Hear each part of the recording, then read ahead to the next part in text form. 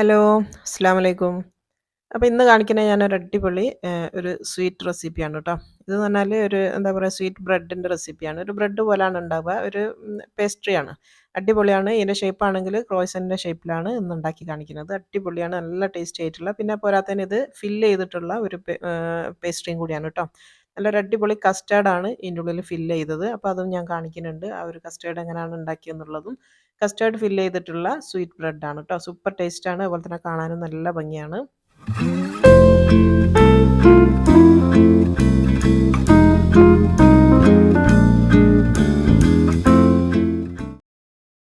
അപ്പോൾ നമുക്ക് വീഡിയോയിലേക്ക് പോവാം. അപ്പോൾ ഈ ഒരു ബ്രെഡിന് വേണ്ടിയിട്ടുള്ള മാവാണ് ഉണ്ടാക്കാൻ വേണ്ടി പോണത്. 3/4 കപ്പ് പാലാണ് ഞാൻ എടുത്തത് കേട്ടോ. അത് ചൂടുള്ള പാലൊന്നുമല്ല, സാധാ നോർമൽ പാലാണ് 3/4 കപ്പ്.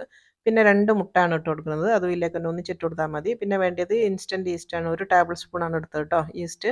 പിന്നെ വേണ്ട പഞ്ചസാരയാണ്. ഒരു 3 ടേബിൾ സ്പൂൺ പഞ്ചസാര ചേർത്ത് കൊടുത്തിട്ടുണ്ട്. ഇനി ഇത് നന്നായിട്ടൊന്ന് ഇളക്കി മിക്സ് ചെയ്യുക. ഒരു പഞ്ചസാരയൊക്കെ നന്നായിട്ടൊന്ന് അലിഞ്ഞ് കിട്ടണം. അതുവരെ ഒന്ന് മിക്സ് ചെയ്ത് കൊടുത്താൽ മതി. പതഞ്ഞ് പൊന്തൊന്നും വേണ്ട. ജസ്റ്റ് ഒന്ന് ആ പഞ്ചസാര ഇതിലൊന്ന് മിക്സ് ആകണ വരെ നന്നായിട്ടൊന്ന് ഇളക്കി കൊടുക്കുക. അപ്പോൾ നന്നായിട്ട് ഇളക്കിയിട്ടുണ്ട്. ഇനി ഇതിലേക്ക് ഞാൻ 3 കപ്പ് മൈദ എടുത്ത് വെച്ചിട്ടുണ്ട്. അതിലേക്ക് 1 ടീസ്പൂൺ ഉപ്പും കൂടെ ചേർത്ത് മിക്സ് ചെയ്തതാണിത് കേട്ടോ. 3 കപ്പ് മൈദയും 1 ടീസ്പൂൺ ഉപ്പുമാണ്. അതാണ് ഇതിലേക്ക് ഇട്ട് കൊടുക്കുന്നത്. എന്നിട്ട് ഇത് നന്നായിട്ടൊന്ന് കൈകൊണ്ട് തന്നെ മിക്സ് ചെയ്തെടുക്കുക കേട്ടോ. ഇതിപ്പോൾ കൈ ഉപയോഗിക്കേണ്ടില്ല. ഇത് ലാസ്റ്റ് മിക്സ് ചെയ്തതിന് ശേഷം കൈ വെച്ച് കുഴച്ച് കഴിഞ്ഞാൽ മതി. ഇത് കറക്റ്റാണ്. ഈ ഒരളവ് ഇതിലേക്ക് കറക്റ്റാണ് കേട്ടോ. 3/4 കപ്പ് പാലും ഞാൻ ഈ പറഞ്ഞ സാധനങ്ങൾ ഇതിലേക്ക് കറക്റ്റാണ്. എക്സ്ട്രാ വെള്ളമോ പാലോ ഒന്നും ചേർക്കണ്ട. ഇത് കറക്റ്റായി വന്നാണ്. ഈ ഒരു പാകത്തിലാണ് ഇപ്പോൾ ഉള്ളത് കേട്ടോ. ഇനി ഇതിലേക്ക് ഞാൻ അൺസോൾട്ടഡ് ബട്ടറാണ് ചേർത്ത് കൊടുക്കുന്നത്. ഇത് റൂം ടെമ്പറേച്ചറിലുള്ള ബട്ടർ ആയിരിക്കണം കേട്ടോ. 3 ടേബിൾ സ്പൂൺ ബട്ടറാണ് ഞാൻ എടുത്തത്. അപ്പോൾ ഇത്രയും സോഫ്റ്റ് ആയിട്ട് ആവണ വരെ പുറത്ത് വെച്ചിട്ട് ഇങ്ങനെ ആവണം കേട്ടോ. എന്നിട്ടാണ് ഇതിലേക്ക് ചേർത്ത് കൊടുക്കുക. എന്നിട്ട് ആ 3 ടേബിൾ സ്പൂൺ ബട്ടറും കൂടെ ചേർത്തിട്ട് ഇനി ഇത് നന്നായിട്ട് കുഴച്ചെടുക്കണം. അപ്പോൾ എപ്പോഴും ഞാൻ പറയുന്ന പോലെ തന്നെ ഒരു മിനിമം 15 മിനിറ്റ് എങ്കിലും ഇത് കുഴച്ചെടുക്കണം കേട്ടോ. 15 മുതൽ 20 മിനിറ്റ് വരെ ടൈം എടുക്കും ഇത് നന്നായിട്ട് കുഴഞ്ഞ് വരാൻ. ഞാനിപ്പോൾ ഇത് ഈ ഒരു മെഷീനിൽ തന്നെയാണ് കുഴച്ചെടുക്കുന്നത്. ഒരു 15 മിനിറ്റ് നേരം ഞാനിത് കുഴച്ചെടുക്കുന്നുണ്ട്. അപ്പോൾ നമ്മളെ മാവ് ഇവിടെ റെഡി ആയിന്. 15 മിനിറ്റ് നേരം ഞാൻ കുഴച്ചപ്പോൾ നല്ല സോഫ്റ്റ് ആയിട്ടുള്ള നല്ല അടിപൊളി ഡോ ആണ്. ഇത് ഭയങ്കര സ്റ്റിക്കി ഒന്നല്ല കേട്ടോ. ഈ ഒരു പാകത്തിൽ കുഴച്ച് കഴിഞ്ഞാൽ ഇങ്ങനെ സോഫ്റ്റ് ആയിട്ട് വരും. സ്റ്റിക്കി ഒന്നല്ല. ഈ ഒരു പാകത്തിൽ വേണം. പിന്നെ നമ്മളിത് എണ്ണയിലിട്ട് പൊരിക്കാനുള്ളതായതുകൊണ്ട് ഭയങ്കര സ്റ്റിക്കി ആക്കണ്ട. സ്റ്റിക്കി ആയിട്ട് വന്നു കഴിഞ്ഞാൽ എണ്ണയിലിട്ട് പൊരിക്കുന്ന സമയത്ത് എണ്ണ കുടിക്കും. അപ്പോൾ അതുകൊണ്ട് തന്നെ ഈ ഒരു പാകത്തിൽ മതി. ചപ്പാത്തിൻ്റെ ഒരു കട്ടി കേട്ടോ. അത്രയാണ് വേണ്ടി. ഇതിന് കവർ ചെയ്തിട്ട് ഒരു 2 മണിക്കൂർ ഇതൊന്ന് റെസ്റ്റ് ചെയ്യാൻ വേണ്ടി വെക്കണം. 2 മണിക്കൂറാണ്. അപ്പോൾ ഇനിയിപ്പോൾ ഞാൻ പറഞ്ഞല്ലോ ഇതിൻ്റെ ഉള്ളിൽ ഒരു കസ്റ്റാർഡ് ഫില്ല് ചെയ്യുന്നുണ്ടെന്നുള്ള അതിനുള്ളിട്ടുള്ള സാധനങ്ങളാണ് കാണിക്കുന്നത്. ഇത് എവാപ്പറേറ്റഡ് മിൽക്ക് എന്ന് പറഞ്ഞിട്ട് വാങ്ങിക്കാൻ വേണ്ടി കിട്ടും. ഇത് ചായക്ക് ഉപയോഗിക്കുന്ന ടിന്നിൽ വരുന്ന മിൽക്കാണ് കേട്ടോ. ഇതിൻ്റെ പേരാണ് എവാപ്പറേറ്റഡ് മിൽക്ക്. പിന്നെ വേണ്ടത് മധുരത്തിന് ഞാനിവിടെ 2 ടേബിൾ സ്പൂൺ മിൽക്ക് മെയ്ഡ് എടുക്കുന്നുണ്ട്. അതിൽ ഞാൻ കുറച്ച് വെള്ളം ഒഴിച്ചിട്ട് ഫ്രിഡ്ജിൽ വെച്ചിട്ട് കട്ടായി പോയതുകൊണ്ട് ഇത്തിരി വെള്ളം ഒഴിച്ചെടുത്തതാണ്. പിന്നെ വേണ്ടത് കസ്റ്റാർഡ് പൗഡറാണ്. അതും വേണം. അതും എടുത്ത് വെക്കാം.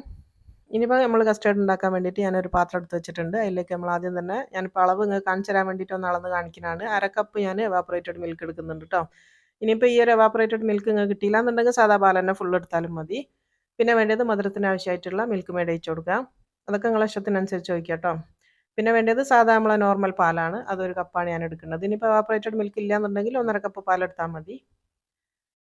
ഇനി വേണ്ടത് നമ്മളെ കസ്റ്റാർഡ് പൗഡറാണ്. ഒരു 2 ടേബിൾ സ്പൂൺ കസ്റ്റാർഡ് പൗഡർ എടുക്കുന്നുണ്ട്. നിങ്ങൾക്ക് ഡയറക്റ്റ് ഇതിലിട്ടിട്ട് ഇളക്കാൻ ബുദ്ധിമുട്ടാണെന്നുണ്ടെങ്കിൽ വേറെ കുറച്ച് പാലിൽ മിക്സ് ആക്കിയിട്ട് വെച്ചെടുത്താലും മതി. ഞാനിപ്പോൾ ഒന്നിച്ച് തന്നെയാണ് ഇട്ട് കൊടുക്കുന്നത്. എന്നിട്ട് നന്നായിട്ടൊന്ന് മിക്സ് ചെയ്തെടുക്കുക.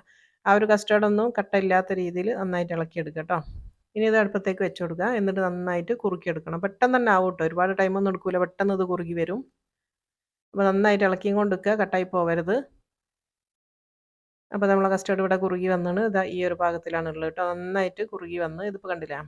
ഈ ഒരു പാകത്തിലാണ് വേണ്ടി. നന്നായിട്ട് കുറുകണം കേട്ടോ. അത് ഫില്ല് ചെയ്യാനുള്ളതാണ്. ലൂസായി പോകരുത്. നന്നായിട്ട് കുറുകി കിട്ടണം. അപ്പോൾ നന്നായിട്ട് കുറുകിയിട്ടുണ്ട്. ഇനി ഇതിലേക്ക് ലാസ്റ്റ് ഒരു സാധനം കൂടെ ചേർത്ത് കൊടുക്കാനുണ്ട്. ഇതിനൊരു ഗ്ലേസിങ്ങും ഒരു ഇതൊക്കെ കൂട്ടാൻ വേണ്ടിയിട്ട് ഞാൻ 1 ടേബിൾ സ്പൂൺ ബട്ടറും കൂടെ ചേർക്കുന്നുണ്ട്. 1 ടേബിൾ സ്പൂൺ മതി കേട്ടോ. 1 ടേബിൾ സ്പൂൺ ബട്ടർ ഇട്ട് കൊടുക്കുക. ആ ഒരു ചൂട് തന്നെ ഞാനിപ്പോൾ തീ ഓഫ് ചെയ്തിട്ടുണ്ട്. ആ ഒരു ചൂട് തന്നെ ആ ബട്ടർ അങ്ങ് മെൽറ്റ് ആയിക്കോളും.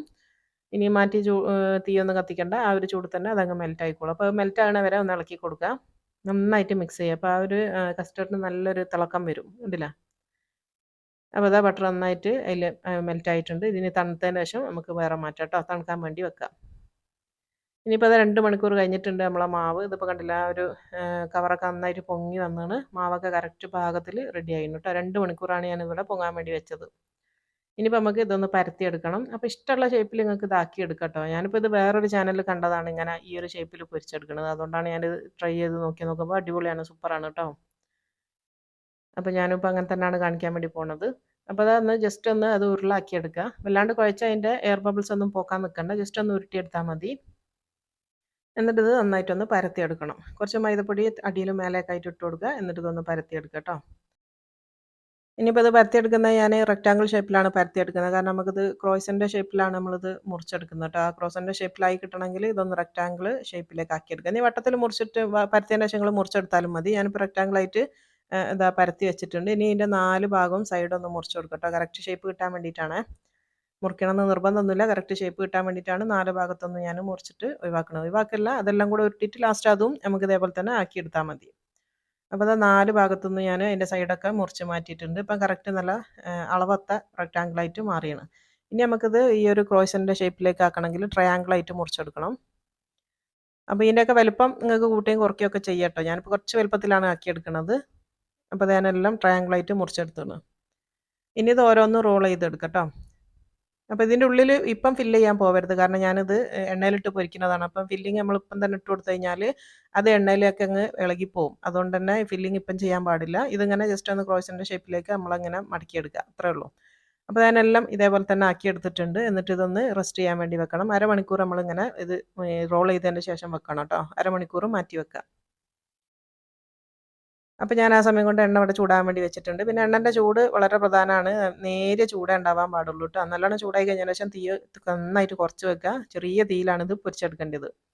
അപ്പോൾ ചൂടായ എണ്ണയിലേക്ക് ഞാനിപ്പോൾ ഓരോന്ന് ഇട്ട് കൊടുക്കുകയാണ്. ഞാൻ ഇതിൻ്റെ അടിയിൽ വെച്ച പേപ്പർ എന്ന് പറയുന്നത് പാച്ച്മെൻറ്റ് പേപ്പറാണ് കേട്ടോ. അത് എണ്ണയിലേക്കൊക്കെ ഇടാൻ പറ്റുന്ന പേപ്പറാണ്. അപ്പോൾ അതിന് കമൻസിൽ നിങ്ങൾ ഒരു ഇതായിട്ട് പറയണ്ട. ഇത് ഇതാണ് കേട്ടോ, എണ്ണയിലേക്കൊക്കെ ഇടാൻ പറ്റുന്ന പേപ്പറാണിത്. അപ്പോൾ അതാ ഓരോന്നായിട്ട് ഇതിലേക്ക് ഇട്ട് കൊടുക്കുക. എന്നിട്ട് ചെറിയ തീയിലാണിത് വേവിച്ചെടുക്കേണ്ടത് കേട്ടോ. അപ്പോൾ കുറച്ച് ടൈം എടുക്കും. അങ്ങനെ വേവിച്ചാൽ മാത്രമാണ് നല്ലൊരു കറക്റ്റ് പാകത്തിലായി കിട്ടുക കേട്ടോ. നല്ല ടേസ്റ്റാണ്. ഏകദേശം ഒരു ഡോണട്സിൻ്റെ ഒക്കെ ഒരു ഷേപ്പ് നല്ല ഡോണട്സിൻ്റെ ഒരു ടേസ്റ്റ് ഉണ്ടാവും. അതേപോലെ തന്നെ ബ്രെഡിൻ്റെ ഒരു ടേസ്റ്റും ഉണ്ടാവും. രണ്ടും കൂടെ മിക്സ് ആയിട്ടുള്ള ഒരു ടേസ്റ്റാണ് ഇതിന്. അടിപൊളിയാണ് കേട്ടോ. സൂപ്പർ ടേസ്റ്റാണ്. വെറുതെ തിന്നാൻ തന്നെ നല്ല ടേസ്റ്റാണ്. പക്ഷേ ഇതിൻ്റെ കൂടെ ഫില്ലിങ്ങും കൂടി വരുന്ന സമയത്ത് അടിപൊളിയാണ്. ഞാൻ പറഞ്ഞല്ലോ, ഞാനിത് വേറൊരു ചാനലിൽ കണ്ടതാണ്. അപ്പോൾ എനിക്ക് നന്നായിട്ട് ഇഷ്ടമായി. ആ ഒരു കസ്റ്റേർഡും ഒരു പ്രത്യേകതയുള്ള കസ്റ്റേർഡായിട്ട് തോന്നി കേട്ടോ. അതുകൊണ്ടാണ് ഞാൻ ട്രൈ ചെയ്ത് നോക്കിയത്. അടിപൊളിയാണ്. അപ്പോൾ എല്ലാവരും ഉണ്ടാക്കി നോക്കിക്കോ. സൂപ്പർ ടേസ്റ്റാണ്. മധുരം ഇഷ്ടപ്പെടുന്ന ആൾക്കാർക്ക് എന്തായാലും ഇഷ്ടാവും. പിന്നെ ഇതിലൊന്നും ഇപ്പം അധികം ഞാൻ മധുരം ഇട്ടിയില്ല കേട്ടോ. ഇതിലൊന്നും ഞാനിപ്പോൾ മാവിലും അധികം മധുരം ഇട്ടിയില്ല. അതേപോലെ തന്നെ നമ്മളെ ഫില്ലിങ്ങിലും അധികം മധുരമില്ല. ആകെ കുറഞ്ഞ മധുരം ഇട്ടിട്ടുള്ളൂ. അപ്പോൾ ഈ ഒരു മധുരം മതിയെന്നുണ്ടെങ്കിൽ ഇങ്ങനെ ഇടുക. കൂടുതൽ വേണമെന്നുണ്ടെങ്കിൽ ക്വാണ്ടിറ്റി കൂട്ടി കൊടുത്താൽ മതി. അപ്പോൾ അത് നമ്മൾ അടിപൊളി സ്വീറ്റ് ബ്രെഡ് ഇവിടെ റെഡി ആയിന്. അടിപൊളി ടേസ്റ്റിയാണ്. ഇതിപ്പോൾ കണ്ടില്ലേ. ഇനിയിപ്പോൾ നമുക്കിത് ഫില്ല് ചെയ്തെടുക്കണം. നല്ല സോഫ്റ്റ് ആയിട്ടായിരിക്കും കേട്ടോ ഉണ്ടാവുക. നല്ല ചൂട് ആറിയാലും നല്ല ടേസ്റ്റാണ്. ചൂടോടുകൂടി നല്ല ടേസ്റ്റാണ്. ഇത് തൊടുന്ന സമയത്ത് തന്നെ കണ്ടത് ഇങ്ങനെ പൊളിഞ്ഞു പോരുന്നത്. അടിപൊളിയാണ്. ഇതിനുള്ളൊക്കെ കണ്ടില്ല, നല്ല സോഫ്റ്റ് ആയിട്ടാണ് ഉണ്ടാവുക. നല്ല ശരിക്കും ശരിയായ നമ്മളെ ബ്രെഡിൻ്റെ ഒരു ഇതാണ് ഉണ്ടാവുക. ഒരു ഡോണട്സിൻ്റെ ടേസ്റ്റും ഉണ്ടാവും, ബ്രെഡിൻ്റെ ടേസ്റ്റും ഉണ്ടാവും. ഇനിയിപ്പോൾ നമ്മൾ നേരത്തെ കാണിച്ച ആ ഒരു കസ്റ്റർഡ് ഇല്ല, അതിപ്പോൾ ഞാനിങ്ങനെ ഒരു ബാഗിലേക്ക് ആക്കിയതാണ് കേട്ടോ. ഐസിങ് ബാഗിലേക്ക്. ഇപ്പം ഇതിപ്പോൾ പൊട്ടിയതുകൊണ്ട് ഞാനിപ്പോൾ ഇതിൻ്റെ ഉള്ളിൽ കൂടെ ആക്കുന്നത്. അല്ലാന്നുണ്ടെങ്കിൽ ഇങ്ങനെ നടു സെൻറ്ററിൽ മുറിച്ചിട്ടോ അല്ലെങ്കിൽ ഇങ്ങനെ ഒരു കുത്തിട്ട് കൊടുത്തിട്ടോ എങ്ങനെയാണോ നിങ്ങൾക്ക് ഇതിൻ്റെ ഉള്ളിൽ ഫില്ല് ചെയ്യാൻ പറ്റുന്നതെന്ന് വെച്ചാൽ അങ്ങനെ ഫില്ല് ചെയ്ത് കൊടുത്താൽ മതി. അല്ലെങ്കിൽ ജസ്റ്റ് കത്തി വെച്ചിട്ടൊന്ന് സ്ലൈസ് ചെയ്ത് മുറിച്ചതിന് ശേഷം ഈ ഒരു ഇത് പുരട്ടിയതിന് ശേഷം തിരിച്ച് ആ പകുതി ഇതിൻ്റെ മേലെ തന്നെ വെച്ച് കൊടുത്താലും മതി കേട്ടോ. ഇഷ്ടമുള്ള രീതിയിൽ നമുക്കിത് ഫില്ല് ചെയ്തെടുക്കാം. ഞാനിപ്പോൾ ഇത് പൊട്ടിയതുകൊണ്ട് ഇതൊന്നും ഇങ്ങനെ നിറച്ച് തന്നേ ഉള്ളൂ. ബാക്കിയൊക്കെ ഞാനിവിടെ സെൻറ്ററിലാണ് മുറിച്ചിട്ട് ഫില്ല് ചെയ്യാൻ വേണ്ടി പോണത്. അപ്പോൾ ഇതുപോലെ തന്നെ ബാക്കിയെല്ലാം ഇങ്ങനെ ഫില്ല് ചെയ്തെടുക്കുക. ഞാനിപ്പോൾ മൊത്തത്തിലെല്ലാം ഫില്ല് ചെയ്ത് വെച്ചതാണ്. കസ്റ്റർഡ് ഫില്ല് ചെയ്തിട്ടുണ്ട് കണ്ടോ. ഞാൻ സൈഡിൽ നിന്ന് ചെറുതായിട്ട് മുറിച്ചിട്ടാണ് ഞാൻ ഫില്ല് ചെയ്തത്. അതാണ് കുറച്ചും കൂടെ എളുപ്പമായിട്ട് തോന്നിയത്. അപ്പോൾ ഞാൻ അങ്ങനെയാണ് ഇപ്പോൾ എല്ലാത്തിലും കസ്റ്റർഡ് ഫില്ല് ചെയ്ത് കൊടുത്തത്. സൂപ്പർ ടേസ്റ്റാണ്. അതേപോലെ തന്നെ ഈ ഒരു കസ്റ്റർഡ് നമ്മൾ ഇത്രയും നല്ല കട്ടിയിൽ ഉണ്ടാക്കിയതുകൊണ്ട് തന്നെ ഇതിൻ്റെ ഉള്ളിൽ നിന്ന് മെൽറ്റായി പോവുകയോ പുറത്തേക്ക് വരികയോ ഒന്നും ചെയ്യൂല. അത് അങ്ങനെ തന്നെ നിൽക്കുകയും ചെയ്യും. പിന്നെ ഈ ഒരു ഇങ്ങനത്തെ സാധനങ്ങളൊക്കെ കുറച്ച് ദിവസം നിൽക്കും കേട്ടോ. ഒരു 3 ദിവസം വരെയൊക്കെ നിങ്ങൾക്ക് പുറത്ത് വെക്കാം. കേടാവൊന്നുമില്ല. കേടാവാണ്ട് നിൽക്കുന്ന ഒരു സാധനം തന്നെയാണ് കേട്ടോ. 3 4 ദിവസം വരെയൊക്കെ ഇത് നിൽക്കും. ഈ ഒരു ബ്രെഡ് ഐറ്റംസിന് നമുക്ക് അങ്ങനെ ഒരു ഗുണമുണ്ട്. ഈ ഒരു ഡോണട്സ് ഒക്കെ ഉണ്ടാക്കുന്ന സമയത്ത് കുറച്ച് നിന്നോളും. അപ്പോൾ ഇൻഷാ അല്ലാഹ് ലൈക്ക് ചെയ്യാനും ഷെയർ ചെയ്യാനും ഒന്നും മറന്നു പോകരുത്. ഇൻഷാ അല്ലാഹ് അടുത്ത നല്ലൊരു വീഡിയോയിൽ കാണാം. അസ്സലാമു അലൈക്കും.